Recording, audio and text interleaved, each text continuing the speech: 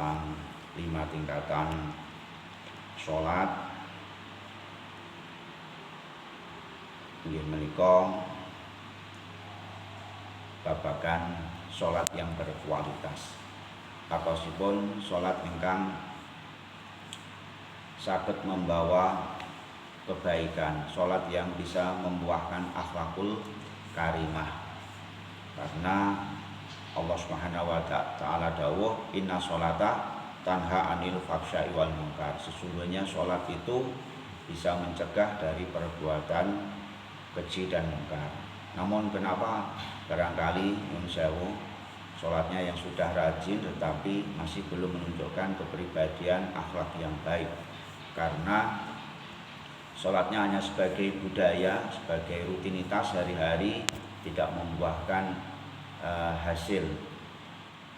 Menawi dalam umpamakan itu menanam pohon tetapi pohonnya tidak berbuah, karena sholatnya tadi itu juga masih belum berkualitas. Maka kita sama-sama belajar bagaimana sholat yang kita laksanakan ini bisa membawa akhlakul karimah.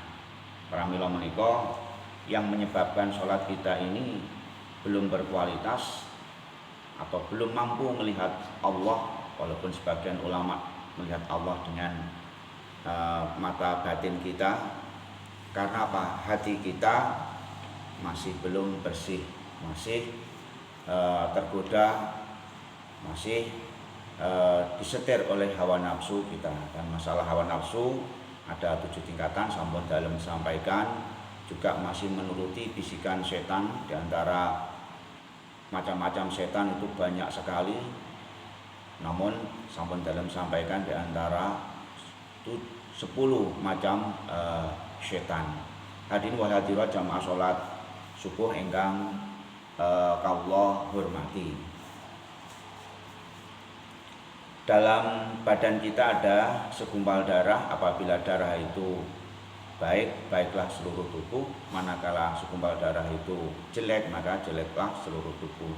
Nggih menika ingkang diwastani hati. Menurut Syekh Imam Al-Hasan Muhammad Ibnu Abdul Wahab, manah kala dibagi menjadi sekawan. Ingkang nomor sepindah ingkang diwastani manah ajrot. Manah ajrot kala wau manah ingkang sampun sae. Itu mungkin karena melalui proses, tanpa melalui proses maka itu sulit rasanya, kecuali orang-orang tertentu yang mendapatkan petunjuk dari Allah Subhanahu wa taala. Sebagai orang awam tentunya kita melalui proses dalam ilmu kesempurnaan. Selain kita belajar syariah, kita belajar namanya thariqah, kemudian kita mengarah kepada hakikat dan makrifat. Nah, oleh karena itu dalam umpamakan kesempurnaan ilmu kalawa ibaratipun ingin mengupas lebetipun pohon ngapunten buah kelapa. Syariah itu istilahnya luarnya melihat buah kelapa itu berbeda-beda. Ada yang wonten sing warnane ijo, radi kuning, radi merah, macam-macam. Kalau kita hanya belajar ilmu syariah saja, ini masih belum mampu melihat Allah, karena melihat Allah sebagian ulama melalui mata batin kita. Belum kita mengetahui lebetipun buah kelapa niku napa. Tentunya kita harus belajar thariqah. Nah, thariqah kalau kan jalan, proses dikupas napa niku sepete, akhirnya kita melihat oh dalamnya kelapa. Sebelum melihat buahnya ada bathok yang Jawa mastani. Setelah bathokipun dipecah, kemudian terlihatlah apa namanya itu buah kelapa. Itu kita masuk ke ranah ingkang diwastani hakikat. Belum tahu sampai ke dalam bagaimana rasanya buah kelapa itu, tentunya kalau sebelum dirasakan kita boten saged merasakan bagaimana rasanya buah kelapa. Tentunya harus dimakan. Ibaratnya setelah kita belajar syariah, thariqah, kemudian masuk ke ranah hakikat, kemudian kita masuk ke ranah makrifat. Ya, zatnya itulah yang dinamakan kemakrifatannya. Kita kalau orang dulu itu istilahnya itu nyatune kaula ing Gusti, bukan menyatunya makhluk dengan Tuhan, tidak. Sifat-sifat Allah itu masuk ke dalam diri kita, seolah-olah kita ini sudah tidak ada yang ada hanya Allah Subhanahu wa taala. Jadi tidak ada maksudnya jasad kita seolah-olah kita hilangkan, saking kita sudah menyatu mengenal Allah Subhanahu wa taala. Itu yang disebut dengan 4 kesempurnaan ilmu, dan itulah orang-orang yang memiliki hati yang ajrot. Nomor kalih ingkang diwastani manah aghlab, hati yang keras. Nah, ini sebaliknya, hati yang keras ini hati yang banyak kotoran di dalam diri kita ini, banyak kemaksiatan, banyak makanan minuman yang haram yang kita makan, kemudian melalaikan kewajiban kita sebagai hamba Allah, sholatnya iketer, kemudian zakatnya enggak dibayar, selalu dituruti hawa nafsunya, selalu dituruti bisikan setan. Setan sampun berjanji, innama bisu'i wal faksha'i wa antakulu ala Allahi ma la ta'lamun.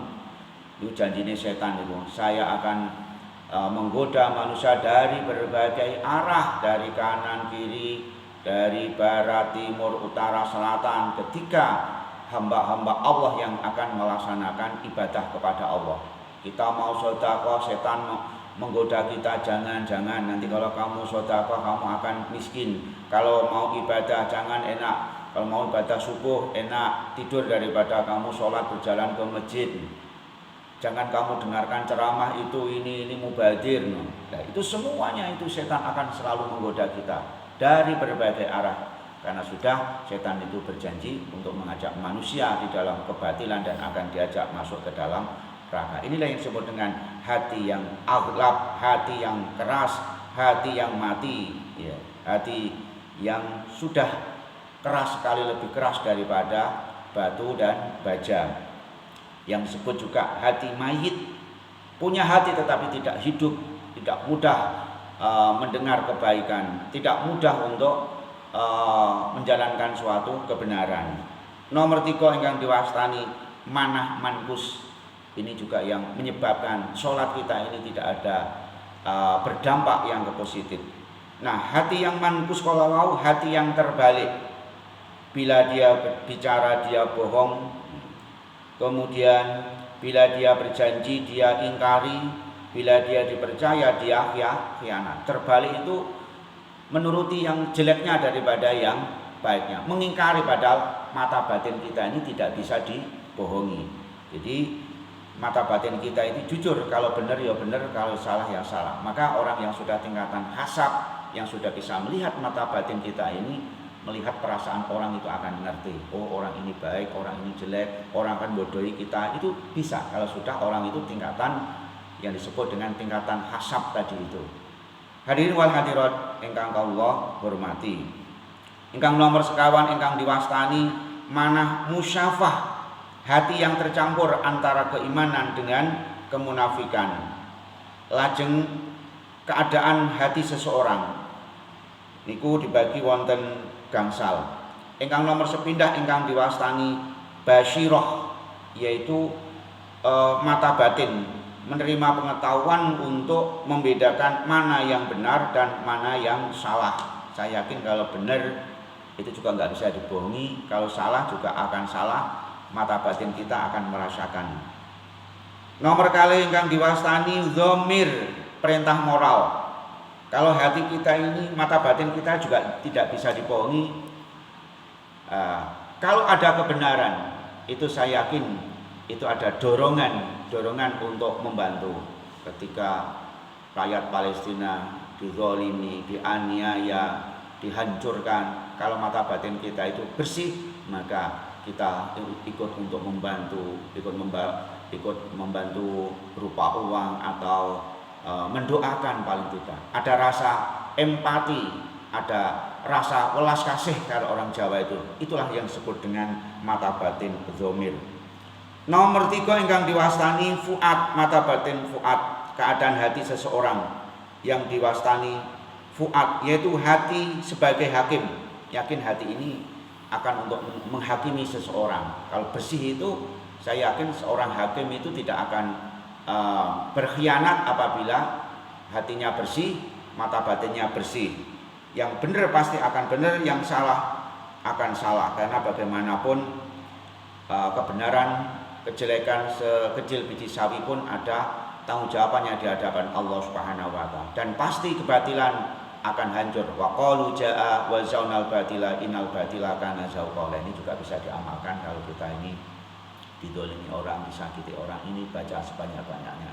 Tapi kalau bisa jangan mendoakan orang yang mendolimi kita. Serahkan kepada Allah supaya orang itu diberi hidayah oleh Allah Subhanahu wa taala. Termasuk berdoa tidak boleh berdoa yang jelek, doa yang baik. Cukup kita membaca wa qalu jaa wa zaunal batila innal batila kana zahuqa. Nomor sekawan ingkang diwastani mata batin asror, yaitu kekuatan misterius dalam hati manusia yang tidak dimiliki semuanya orang. Nah, bisa ini sudah bersih karena melalui zikir. Zikir disampun dalam sampaikan, diantaranya ada 7 macam zikir. Ada yang disebut dengan syirul asror, yaitu zikir diam, tidak melalui ucapan tapi diam. Kalau orang Hindu dulu itu namanya topo, kalau kita diwastani namanya berkholwat, menyendiri. Sekali-kali kita itu menyendiri, jauh dari keramaian manusia itu, untuk berkholwat, untuk merenungkan diri, mendekatkan diri kepada Allah Subhanahu wa taala. Nomor gangsal ingkang diwastani latifah mata batin. Latifah inggih menika memiliki menerima berita dari langit. Ini biasanya orang-orang tertentu yang mendapatkan latifah. Hadirin wa hadirat jamaah salat subuh ingkang dirahmati oleh Allah Subhanahu wa taala. Sedikit malih. Nah, tingkatan mata hati kalau atau basyirah kalau wau di dalam kitab Al-Hikam karangan Ibnu Athaillah dibagi wonten 3. Napa kemawon inggih menika ingkang nomor sepisan ingkang diwastani su'aul basyirah. Ini sudah merasakan kehadiran Allah. Orang yang sudah hatinya bersih, mata batinnya bersih, sudah merasakan ini kehadiran Allah Subhanahu wa taala. Tapi belum saged mirsani Allah Subhanahu wa taala. Nomor kalih ingkang diwastani ainul basyirah. Napa ingkang dimaksud dengan ainul basyirah? Seolah dirinya ini sudah tiada, yang ada hanya Allah Subhanahu wa taala. Nomor 3 inggih menika ingkang diwastani hakul basyirah, yaitu orang yang sudah mendapatkan nur dari Allah Subhanahu wa taala. Hadirin wa hadirat ingkang dalam hormati, begitu pentingnya membersihkan hati kita, membersihkan mata batin kita, karena yang menutupi mata hati itu adalah nafsu. Termasuk yang membuat sholat kita ini belum bisa mencegah perbuatan keji dan mungkar. Seringkali kita adalah menuruti hawa nafsu. Termasuk peperangan, perkelahian, ini sebagian itu adalah menuruti hawa nafsu yang merupakan pintu-pintu syaitan. Lajeng bagaimana cara menundukkan nafsu supaya terbunuhnya nafsu kita ini, yaitu dengan zikir. Kemudian mata zahir untuk melihat yang fisik, sedangkan mata batin untuk melihat metafisik. Itu diantaranya materi pada pagi hari ini. Kita tidak bosan-bosannya untuk sama-sama belajar, dan mudah-mudahan kita menjadikan hati kita hati yang bersih, mata batin kita mata batin yang bersih, sehingga sholat kita ini bisa menghindarkan perbuatan keji dan mungkar, dan kita memiliki akhlakul karimah yang akan membawa keselamatan di dunia wa dunya wal akhirah. Amin ya rabbal alamin. Makaten materi pada pagi hari ini mugi-mugi wonten guna lan manfaatipun.